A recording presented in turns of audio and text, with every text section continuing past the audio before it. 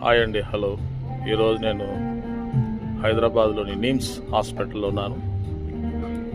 మా అక్కగారి రిటైర్మెంట్ కార్యక్రమానికి మరి నిజామాబాద్ నుంచి రావడం జరిగింది. ఎల్లో సారీలో ఉన్న మా సిస్టర్ గారు.